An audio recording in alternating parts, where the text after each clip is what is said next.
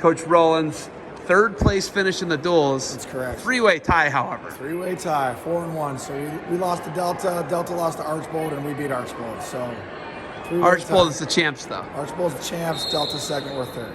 Okay, so a lot of mental gymnastics for me on that one. I don't know. Yeah. I just thought you were the champs, but okay. So Jared figured it out. They figured it out. They found the criteria. You guys lose. Yes, whatever. yes, whatever It is what it is. Yep. I know you're about chasing competition now. Yes, absolutely. What was it like to get in there with Delta, Archbold? It was great. It was great, and we have 85, 90% of our kids on the roster are going to be Watterson kids, and we had a few guests, which helped us out.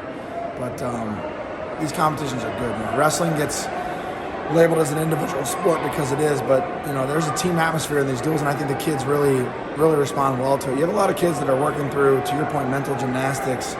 And some kids, depending on their maturity, fight harder for their teammates than they do for themselves at this point in their career. So you see a different reaction out of every kid when you get in a team environment. And honestly, I just think it's more fun. I really do. I think duels are a lot more fun, and we were happy to be a part of it. It stinks we got three-way tie and lost tiebreaker, but it's good. And then 2 weeks ago, we went to Graham and wrestled them. So we're having some dual meets, and it's fun. And I think our club and our school is really benefiting from that atmosphere. So Coach Obo, I just talked to him, and obviously it's a machine, a well-oiled machine in St. Paris, Ohio, in Champaign County. You guys are getting there, though. You guys are getting there, and you're building a really good base. I look at the guys who are wrestling for you guys. Mm-hmm. I look at the dads whose kids are wrestling for you. That's impressive. But I know it's not all about their accomplishments and the dad's accomplishments and yours accomplishments. It's about building your kids into good young men. Yes, absolutely. How did the three Rollins boys do today, and did they get out of it what you wanted them to get out of it? They did well. My boys did well in the duels. They got top talent here in a little bit. They're maturing. They're doing real well. Coming on in their own ways. Also got plenty of things to work on, technically and mentally. But really happy with where they're at in the sport.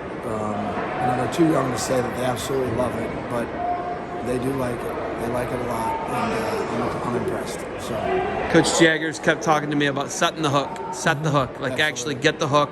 Yes. Like when you're fishing, to catch the fish, you got to set the hook, and then they're on the line, right? Yes. They're on the line, and they can't get off.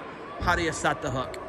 I think you set the hook by presenting the sport in a way that is hook worthy. I think if you really tax these kids emotionally in the wrestling room, or you put competition through a lens where they feel like there's a burden or an obligation to perform at a certain level, I think that it wears on you, and I think it takes away from you instead of adds to you. I think the way that we're presenting training and competition to these kids, at least in my opinion, it adds fuel to their journey. It's something that is an additive and makes wrestling more fun. They want to come back to it even more so. And I think presenting it that way is really important. So we hold our kids accountable, and we talked about it this morning. They are accountable to their best. So it's one thing to say try your best, like it's a 5-year-old, T-ball team. Being accountable to your best is the same as trying your best, but we tell them they're accountable to it. So it's an expectation that they perform at their best level. And I think that is a way for them to take the stress off of the result. And then you're accountable to your best, which you are in control of. And I think if we hold them to that standard in practice and in competition, and we present the sport the right way, you have a few beers poolside at an indoor hotel and order some pizzas for the kids, and present it the right way, I think that they come away with saying, hey, I want to do that again. And if they say I want to do that again, by the time they're in 7th or 8th grade, they've been wrestling for 6 or 7 years, I think that's the hook Jay's talking about, and I would agree with that. And then at that point, it's time to have some goals and say, what do you want to do with this? 7th or 8th grade, age of reason, puberty, all that stuff. It's like, hey, what do you really want to do? How great do you want to be great? Is that a priority? And I think that's the age. And I think that's the track I'm trying to take with my own kids or the kids that I coach. Is get them to that point. They have the basic skills. They understand how to compete. They get a bloody nose. They take their shirt and wipe it instead of crying to their mom. Those are the types of things that we're building, not necessarily Tulsa champs. And then we get to 6th, 7th, and 8th grade. It's like, okay, now let's make some choices. How bad do you want to be good? Is this a priority for you? You know what I mean? Because you have the fundamentals now. You understand what it's like to have a real competitive spirit. And the rest of the stuff is just putting time in my opinion. So That's the hook. I like it. I think it's presenting it. That was good. Yeah. I like that. Not, I'm always picking your brain. Always, all the time. I like my brain being picked. No, I do. It's It gets you thinking about things. I think how you're doing things, how you conduct yourself. I like that. Biggest thing with first off, give me their record on the day. Were they 15-0? Were the Rollins boys 15-0? I'm not just saying this. It's been such a whirlwind day. Did they win every match? They went undefeated. So 15-0 would have been what they would have been. I sat my boys out for some other kids to get some chances. So I think they all wrestled 4 matches. So I think 12-0. 12-0. Yeah. I love it. I love it, man. They're getting after it. The 2 tournaments back to back, stacking them. We need to, take the opportunities as we have them right now. We don't know where this wackiness is going, right? If I could do it over again, I wouldn't have registered for Top Talent. But it's going to be a long day, but I don't want to teach the kids to drop out, so we're wrestling. Okay. That was the plan. We're sticking with it. Wrestling coach told me my kid's first wrestling event, I actually took him and let him wrestle matches. I was kind of totally against it, but my oldest was like, I want to do it, Dad. I was like, no problem. We can do it. We went out. They had fun. The youngest one is 4, just turned 4. Right. He laid on his back, put his hands behind his head at one point. Yes. That's all part of it. I've been there. Coach said to me at that event, I said, how do you make your kids love this? And this is like something I say to you all the time. How do you make them love them? How do you engage them? How do you make this worthy of the thing? He said, you can't make them love it, but you can absolutely make them hate it. It's really well said. It's really well said.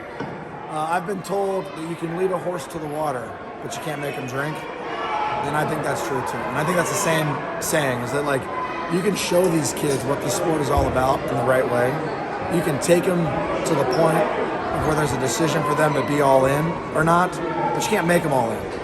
They got to make themselves all in. And so I agree with that. You can't make them love it, but you can make them hate it. And I totally agree with that. I think it's absolutely the case. The other thing too is that it doesn't matter how good an 8, 9, 10-year-old kid is. If he doesn't love it when he's 14, he ain't going to be the top guy. It's just a matter of time until he falls off. So loving it it's not something that would be nice to have.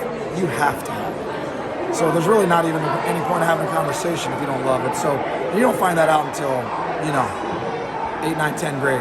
You don't really find that out because that's when you really start paying a price and making goals and things like that. So. Okay, the worst week of wrestling you've probably ever had in your life, by the sounds of it from what Andy Rovat told me, you wrestled Artur Taimazov and Makov in the same weekend, I want to say. I did. Was it in Dagestan too? Yes, it was in, was in Nalchik, the city of Nalchik. I think Nalchik is Ossetia. It could be Dagestan. Either way, it was the Caucasus Mountain region, and it was a tough area. So, yeah. What was the arena like? Was it like gross? It was probably 2,000 capacity with 5,000 people. Fire codes were broken. They don't care about that. Fire codes there. Dudes are smoking in the entrance. Armed guards along the mat. With machine guns. So people have no clue, do they? They have no clue. Yeah. Your kids have no clue, do they? They don't. Listen, I've been to the Russian Nationals. Yeah. I have a clue. I didn't wrestle in it. Yeah. But I was there. We got to call matches. It's a different deal. Wild stuff. Could you ever even bottle and sell what they have? No, you can't because it's a militant culture. Yes. And I mean that. No, yes. Where the honor and the nobility as a male in that culture is to be a great wrestler. So the only way you bottle that up and sell it here is to be just completely outside of the American way of life. Moran. It's about the closest thing we have to it, right? So you need to be able to somehow learn how to be hard without having a hard life. And hopefully that's what we're trying to teach our kids. That's what I'm trying to teach my kids because they don't have a hard life. It's all fake. But I think that this sport teaches you how to be hard, and I think that matters. I think that has value. And so that's how you beat it, right? But it's built into the fabric of that culture and that life, and it's real. So it's no BS. Do you remember the results of either match with Taimazov or Makov? I do. Rather not talk about it. No, it was Makov ugly. It was ugly. He was a four-time Olympic finalist. Stop it. Ugly. Yeah, Stop it. It was a long Did he trip. trick you? Like he tricked Tervel in the semifinals of the Olympics? No. Actually, it was not Makov. It was Magomedov. And guy's pretty good. Champ, and Taimazov was best heavyweight. What did Taimazov do? Shoot on you? No, did he shoot on you? In that match, I lost the first period badly. Almost 6-0? won the second. 6-0? Yeah, almost won the second period. He was breathing really heavily at the end of the second period. So if I would have won that second period, I might have had a shot. That was how Tervel beat him at the Worlds. Got him into it. Got him tired. Final stanza. But you can only wrestle 4 minutes against those guys. They're so good. It's hard to. I wrestled internationally during the worst rule set ever. It was awful. So that wasn't fun. Okay, last thing I have for you. We always talk about your kids and wrestling, but recently I saw one of your guys' films on Rudis Plus with Sage Karam. Right. Your name's in the credits, by the way. Oh, cool. Did you know that? Producer or something like that? Yeah, something like that. That's awesome. What's it like knowing you guys are producing premium content, and there's probably, what I'm hearing is a live stream. You can quote me or not quote me. There's nobody rivaling what's going on in live streaming. Could we see live streaming out of Rudis Plus? Yeah, we'll be streaming the Snyder-Cox match on March 16th in Detroit, best 2 out of 3. And, you know, our business continues to evolve. Rudis, Jesse Lang does a phenomenal job building the company, but we really just want to participate and tell the story of wrestling in every relevant way possible. And Rudis Plus allows for us to compete in that space. And we're storytellers. You know, we got to have great product, but at the end of the day, the brand represents a feeling about what I think wrestling is, and that's what people are drawn to, and at least I think they are. And Rudis Plus isn't any different. It's just an expression of what we think wrestling stands for, which is what we think Rudis stands for. So it's a phenomenal opportunity. It's only the beginning. We're committed to participating in that space, and we understand we got to build on infrastructure, not any different than we did in the shoes, the clothes, whatever it might be. So it's another revenue stream. It's almost another business, quite honestly, but we're committed to making sure that we're dominant in that space, and I don't take that comment lightly. So it's going to be a while before we can even say that with a straight face, but that's the goal. The shoes are there. The shoes are on par with any Adidas, Asics, right. And they're there. Your shoes are there. There's no question. I'm saying. I feel that way. But no, they are. I'm telling you. Yeah, I feel like they are. That's great. And I think your shoes are there. And I haven't watched. I've seen the Monday. I've seen bits and pieces of the Monday piece. Right. Because I would talk to Dernland periodically and see bits and pieces, right? Yeah. But I haven't watched the full finished product yet. Yeah. I'm fired up. It's a good one. He got on me on Monday. He's like, "You watch it yet?" I go, "I haven't seen it." It's great. The Monday documentary is great. The Walsh documentary. I haven't watched either one yet full. I've seen clips. The one about Billy B is great. And then the Sage Karam one. Sage Karam one is just, it's. So really we're like not done doing that. That's kind of a definable path. We understand what it takes to do that. We've got plenty of stories in the hopper that we want to tell and all that stuff. But there's so many other segments within the media space that we're, you know, we could say we know a lot about it, but we don't. So it's a work in progress, and just trying to figure out how to make that business model work from a number of perspectives. And but I have a lot of confidence in the team. The team is incredible, second to none. So. Speaking of a member of the team, Matt Dernland recently, yes. He's still alive. Yes, he's right. Alive. Still alive. He's gonna live. He's gonna live. And you know, it's just a very unfortunate, adverse situation. The medical path that Matt took and why he's in the position he's in, I can't even really describe. But I know that he was near death, and he's going to make it. And our company is behind him every step of the way, every way you can imagine a company should be behind one of its key employees. I mean, like calling him an employee is much more than that. And we're hoping that he makes it back in the office. I think that he will. We're hoping that he's walking it upright at some point. I know that's a goal of his, and I think that's a little bit more of a longer journey, but a possibility. And you know, I think if you were to talk to Matt, you would find out that wrestling is why he's able to fight the way he's fighting. I think that wrestling has made him ready for this. Right? He's a great family man. His wife is supporting him. His kids are supporting. The company is supporting. The wrestling community is supporting him in a big way. And you know, in many ways, it's a very difficult story for Matt. But you know, the silver lining is it just does remind you and me and others of what life's all about. And so I know that Matt hasn't lost sight of that. So. And he's the biggest driving force that I've seen behind Rudis Plus. Like he's the storyteller. He was the guy. Yeah. And he hasn't been the guy since his condition, but when he's ready to be the guy again, he'll be the guy again. And you know, it was his brainchild in many ways.